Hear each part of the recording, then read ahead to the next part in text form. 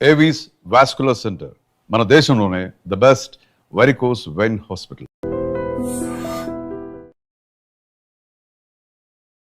Welcome to I dream. ఏ దేశమేగినా ఎందుకాలడినా పొగడరా నీ జాతి భూమి భారతిని అని ఇప్పటి వరకు పొగుడుతూ వచ్చాం. కానీ పాశ్చాత్య దేశాల్లో మన మనుగడకే ప్రశ్నలు వర్షాలు కురిపించే ఎంతో మంది నాయకులు దిక్కుతోచని సందర్భాల్లో ఎక్స్టింక్షన్ అయిన H1లు ఇండియా వచ్చి వాటిల్ని మళ్ళీ అప్డేట్ చేసుకోవడానికి ఎన్నో సందిగ్ధ పరిస్థితుల్ని సమస్యల్ని ఎదుర్కొంటున్న భారతీయులకి ఈరోజు ఆ సమస్యల నుంచి పరిష్కారాల దారి చూపే ఒక ఇంటర్నేషనల్ ఎడ్యుకేటర్తో మీ క్వశ్చన్స్కి నేను సమాధానాలు అడిగి తెలుసుకోబోతున్నాను. లెట్స్ వెల్కమ్ కావేటి శ్రీనివాస్ గారు. నమస్తే సార్. నమస్కారం. Sir, you have an international exposure and you've worked in New York and you own offices in New York, New Jersey, London, Australia, you name it, you have offices. So immigration is your key and I've seen you dealing with the clients from the US as well. So మా ప్రేక్షకులకి authenticity is very important. Google search చేస్తే ఇవాళ రేపు అడ్వకేట్ని replicate చేసేయచ్చు, chat జీపీటీలో ఆన్సర్లు వస్తున్నాయి అని అనుకునే చాలామందికి మీ expertise, experience, application of law చూసాను నేను కళ్ళారా. సో అది మా ప్రేక్షకులకు కూడా చూపించాలనుకుంటున్నాను. బిగ్గెస్ట్ క్వశ్చన్ ఏంటంటే సార్, H1 ఎక్స్టెన్షన్ ఏదో కష్టపడి చేసుకుంటున్నారు, కంపెనీస్ చేస్తున్నాయి, ఇండియా వచ్చి మళ్ళీ మనం రీస్టాంపింగ్ చేసుకొని వెళ్ళాలి. కానీ సోషల్ మీడియాలో వీళ్ళు ఏమేమి పెడుతున్నారు అనేది కూడా ఒక చెక్ లిస్ట్లో భాగమయ్యి మొన్న నాకు తెలిసిన ఒక వాళ్ళకి అవ్వకుండా వెళ్ళిపోయాడు. సో దీని గురించి H1 అసలు రీక్రియేట్ చేసుకొని మళ్ళీ మనం రీస్టాంపింగ్ చేసుకోవడానికి ఇండియా రావాలా? మళ్ళీ ఇండియా వస్తే ఇరుక్కుపోతామా? ఇండియాలోనే రీస్టాంపింగ్ చేయించుకోవాలా, యూఎస్లో చేయించుకోకూడదా అనేది ప్రశ్నలు సార్. మీరు అడిగిన క్వశ్చన్స్ అన్నీ లెజిటిమేట్ క్వశ్చన్స్. ఇప్పుడు అందరు కూడా ఇవే ప్రాబ్లమ్స్ ఫేస్ అవుతున్నారు. ఫస్ట్ ఆఫ్ ఆల్ కొంచెం బ్యాక్గ్రౌండ్ మాట్లాడాలి. ఇంతకుముందు గతంలో ఏంటంటే ఫస్ట్ టైం H1 చేసుకొని వచ్చిన తర్వాత అమెరికాలోనే రీవాలిడేషన్ అనే ప్రొసీజర్ పెట్టారు. అంటే వాషింగ్టన్ డీసీకి మీరు పాస్పోర్ట్ పంపిస్తే మళ్ళీ అది H1 స్టాంపింగ్ అయ్యి వెనక్కి వచ్చేది. దాన్ని అబాలిష్ చేశారు. ఎప్పుడు చేశారంటే సెప్టెంబర్ ఇన్సిడెంట్ అయిన తర్వాత ఆ సిస్టమ్ని అబాలిష్ చేశారు.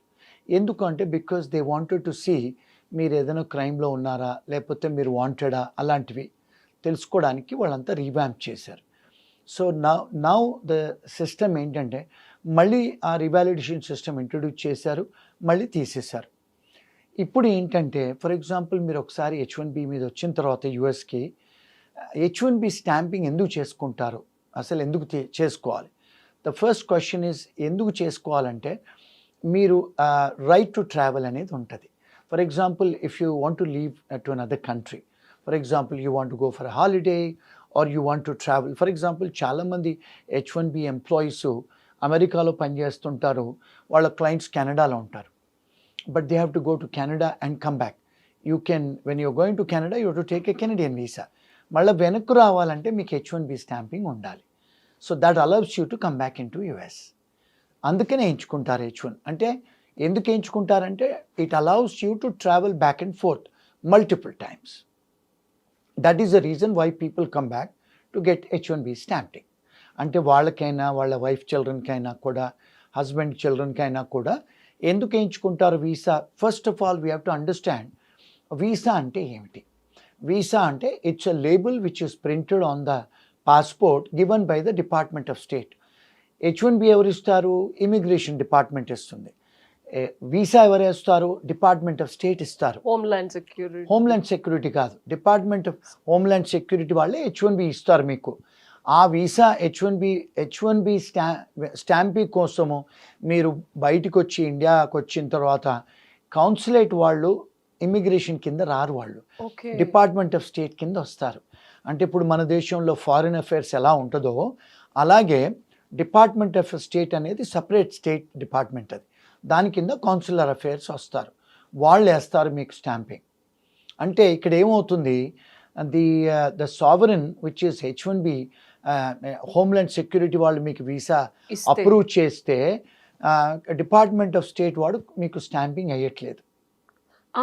ఆ దుస్థితి ఎందుకు? బికాస్ ఎక్కడైతే ఇప్పుడు యుఎస్లో మన ప్రెసిడెంట్ గారు అక్కడ ఆయనతో ఉన్న డిపార్ట్మెంట్ ఆఫ్ స్టేట్ చీఫ్ వీళ్ళంతా ఎవరైతే డిసిషన్స్ తీసుకుంటున్నారో వాళ్ళు ఏమన్నారు, మీరు మళ్ళీ వెనక్కి రావాలంటే మీ సోషల్ మీడియా ప్లాట్ఫామ్స్ అన్ని చూసి మీరేమన్నా దేశానికి విరుద్ధంగా మాట్లాడుతున్నారా, మీ సోషల్ మీడియాలో ఏమైనా రాడికల్ వ్యూస్ ఉన్నాయా, ఏదైనా కమ్యూనిస్ట్ భావాలు ఉన్నాయా, అంటే దేశానికంటే అగెయిన్స్ట్ ద కంట్రీ, అగెయిన్స్ట్ ఇప్పుడు అమెరికన్కు అగెయిన్స్ట్గా చాలా కంట్రీస్ ఉన్నాయి, ఆ కంట్రీస్ ఫేవరింగ్గా ఏమైనా మాట్లాడుతున్నారా.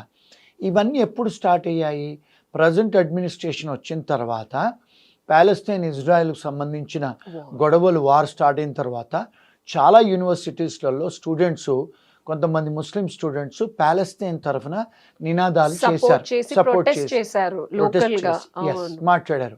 కొంతమంది ఇజ్రాయెల్ తరఫున చేశారు, జూయిష్ వాళ్ళ తరఫున. సో ఇప్పుడు ఏమవుతుంది, అమెరికాకు చాలా ముస్లిం కంట్రీస్ కు బ్యాన్ చేశారు ప్రజెంట్ అడ్మినిస్ట్రేషన్. తీసేశారు. కరెక్ట్. చాలా కంట్రీస్ లో కూడా ఆఫీసులు క్లోజ్ చేశారు, అంటే కౌన్సిలేట్స్ క్లోజ్ చేశారు, చాలా కంట్రీస్ ను బ్యాన్ పెట్టారు. ఇప్పుడు ఏంటంటే తను అంటే ప్రస్తుత ప్రెసిడెంట్ గారు లాస్ట్ టైం కూడా పవర్లోకి వచ్చినప్పుడు చాలా కంట్రీస్లలో కౌన్సిలేట్స్ క్లోజ్ చేశారు. అంటే he didn't wanted Muslims to come in to the country. Unnecessary conflicts, దేశానికి విరుద్ధంగా ఉన్న మనుషులు మళ్ళీ ఎక్కడ ఇబ్బంది కలిగిస్తారో లోకల్ గా ఉంటే అనే పర్స్పెక్టివ్ లో, అంటే prevention is better than cure లాగా వాళ్ళను రాకుండా చేశారు. అది ఏమవుతుంది ఇప్పుడు, it is reflecting on other things also. ఇప్పుడు ఏంటి, ఎవరైతే అలాంటివి ఏమైనా పెడతారో సోషల్ మీడియాలో చూసి వీసా ఇవ్వాలి అని కొత్త పాలసీ తెచ్చారు ఆయన. సో ఇప్పుడు ఏమవుతుంది, క్వశ్చన్ అడుగుతాను సార్, ఇక్కడ మనకి ఫండమెంటల్ రైట్స్ ఉంటాయి. ఎందుకంటే మన కాన్స్టిట్యూషన్లో నేను చదివినప్పుడు అమెరికా నుంచి బిగ్గెస్ట్ బేస్ తీసుకుందే అమెరికన్ ఫ్రీడమ్ గురించి, వీటి గురించి మనం ఎక్కువ తీసుకున్నాం. సో వీళ్ళు సిటిజన్స్ కాదు, ఓన్లీ H1 వీసాల మీద ఉన్నారు, అండ్ వీళ్ళు జస్ట్ అక్కడ బ్రతుకు తెరువు కోసమో చదువుకోవడం కోసమో పలు విధాల వర్క్ వీసాలు, ఓవన్లు, ఇవి ఇలా చాలా రకాలు తీసుకున్నప్పుడు వాళ్ళ సెల్ఫ్ ఎక్స్ప్రెషన్ని నిబద్ధత, నియంత్రత, పాలనలాగా చేస్తున్నారా? ఎందుకంటే సోషల్ మీడియా ఇప్పుడు ఇండియాలో freedom of speech and self expression ఉంది, నాకు నచ్చిన పోస్ట్ నేను పెడతాను. ఎగ్జాంపుల్, నేను ఇండియన్, సో ఏ లాస్ వర్తిస్తాయి? Because I know it's little tricky and lot of people don't understand this question is haunting me. ఎందుకంటే నా సోషల్ మీడియాలో ఎస్ డెఫినెట్గా ఒకవేళ నేను నా దేశానికి చెందిన అమ్మాయినైతే నాకు ఆ దేశభక్తి భావం ఉండటం తప్ప, ఒకవేళ ఉంటే అది నేను పరాయి దేశంలో నేను ఒక డబ్బులు కట్టి ఒక యూనివర్సిటీలో ధనార్జన కోసమో జ్ఞానార్జన కోసమో వెళితే దాన్ని బేస్ చేసుకొని ఎలాగా, I want to know the law. Excellent question, excellent question. So freedom of expression అనేది మన రాజ్యాంగం ఇండియాలో ఇచ్చారు. అమెరికన్ యుఎస్ కాన్స్టిట్యూషన్ కూడా ఫ్రీడమ్ ఆఫ్ ఎక్స్ప్రెషన్ ఉంది. ఎస్, ఫ్రీడమ్ ఆఫ్ ఎక్స్ప్రెషన్ ఉంది, కాదనట్లేదు. సో కానీ there are certain checks and balances. Checks and balances ఏంటి, ఇప్పుడు నాకు ఫ్రీడమ్ ఆఫ్ ఎక్స్ప్రెషన్ ఉంది కదా అని చెప్పి వేరే వాళ్ళ ప్రైవసీ ఇన్ఫ్లుయెన్స్ చేయడానికి లేదు కదా. ఇక్కడ సోషల్ మీడియా ప్లాట్ఫామ్స్ లో మై ప్రిసైజ్ క్వశ్చన్ సార్, దేశద్రోహులు దేశంలో ఒక రకమైన ప్రొటెస్టింగ్ తీసుకొచ్చే సోషల్ మీడియా పోస్టుల్ని ఎలా స్క్రూటినీ చేస్తారు? I can also post like republic day India, నేను నా దేశాన్ని, నా దేశభక్తిని నేను డ్రెస్ చేసుకొని చాటి చెప్తా. Is that a scrutiny point, or how they are looking at this social media activism against US government? Okay, excellent question. చాలామంది సివిల్ రైట్స్ యాక్టివిస్ట్స్ ఏమంటున్నారంటే, ఫ్రీడమ్ ఆఫ్ ఎక్స్ప్రెషన్ మాకు ఉంది కదా, మా మా మా వ్యూ పాయింట్స్ మేము పెట్టుకుంటున్నాం కదా, ఆ వ్యూ పాయింట్స్ మేము పెట్టుకున్నప్పుడు ఇప్పుడు మనను ఎవరైతే స్టూడెంట్స్ అమెరికాకు వస్తారో వీళ్ళందరూ నాన్ ఇమిగ్రెంట్ స్టూడెంట్స్ అంటారు, అండ్ ఎవరైతే H1B వస్తారో వాళ్ళని కూడా నాన్ ఇమిగ్రెంట్ వర్కర్స్ అంటారు. ఈవెన్ పర్మనెంట్ రెసిడెంట్స్ కూడా వాళ్ళని ఏమంటారంటే వాళ్ళకు పర్మనెంట్ రెసిడెంట్స్ అంటారు, వాళ్ళను ఏలియన్స్ అంటారు.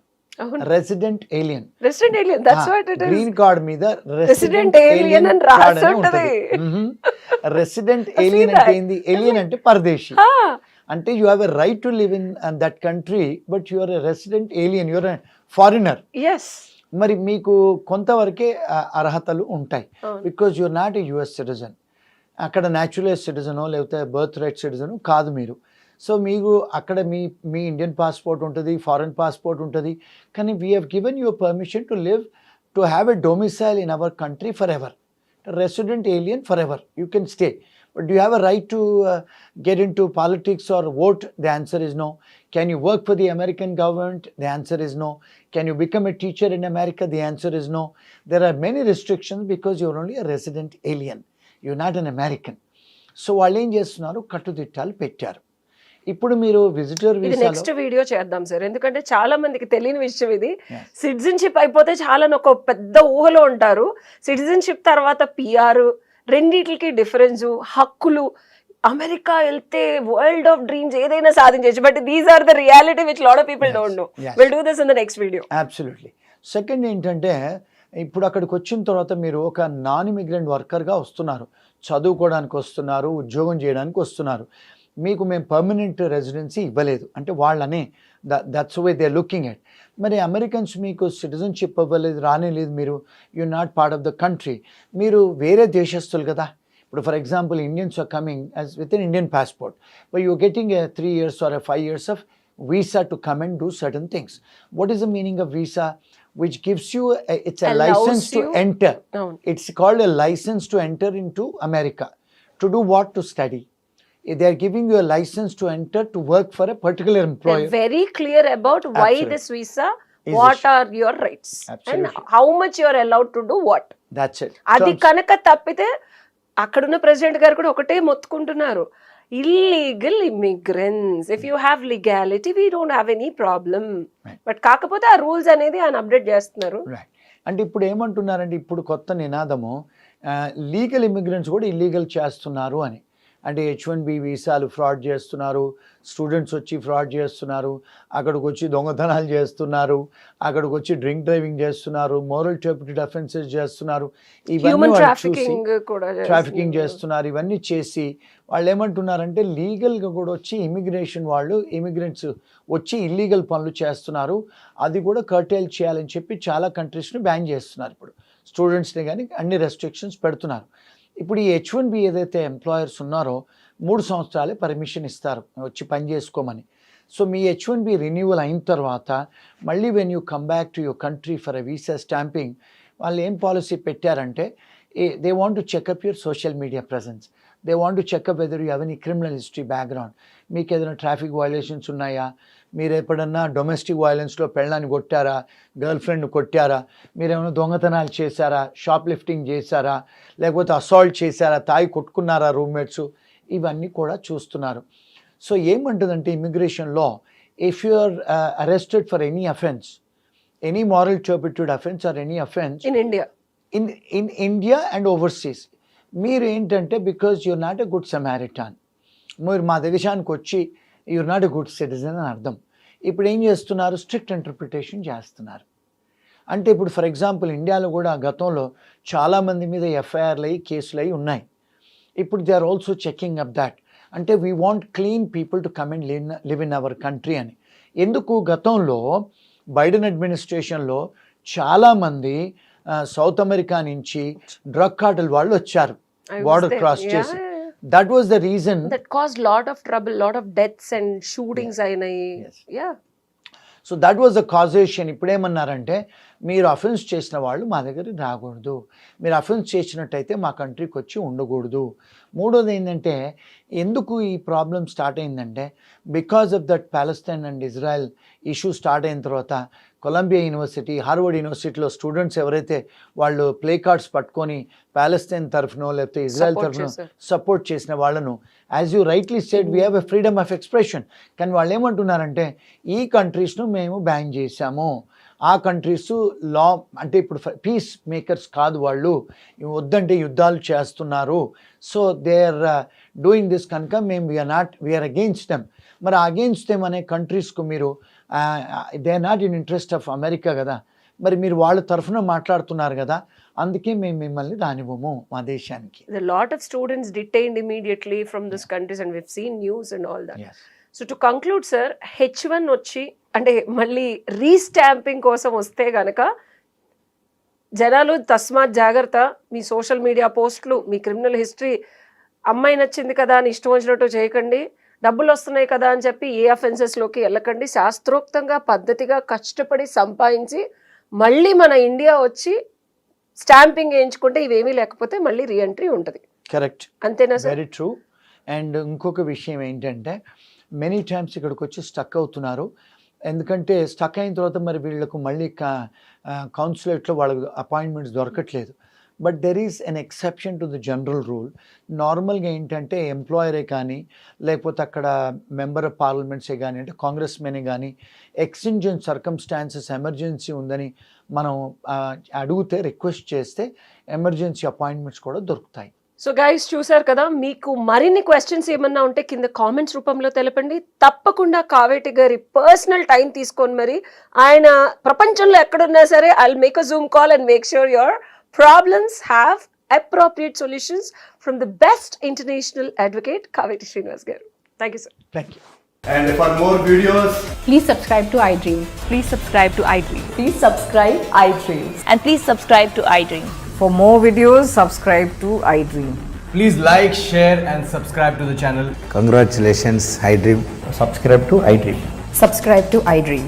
So subscribe to iDream Media. iDream team అందరికి huge congratulations. Please subscribe iDream Media. Please subscribe to iDream. Subscribe iDream. Please subscribe to iDream. iDream అంటే నా కళల ఛానల్ను సబ్స్క్రైబ్ చేసుకున్న నోరు తిరుగుతలేదు, మీరైతే గంట గుర్తు కొట్టండి. For more such videos, please subscribe to iDream. Subscribe to iDream. Please subscribe to iDream. Please subscribe iDream Media. Please do subscribe to iDream. Please subscribe to iDream Media. For best entertainment and information, please subscribe iDream. And don't forget to subscribe to iDream.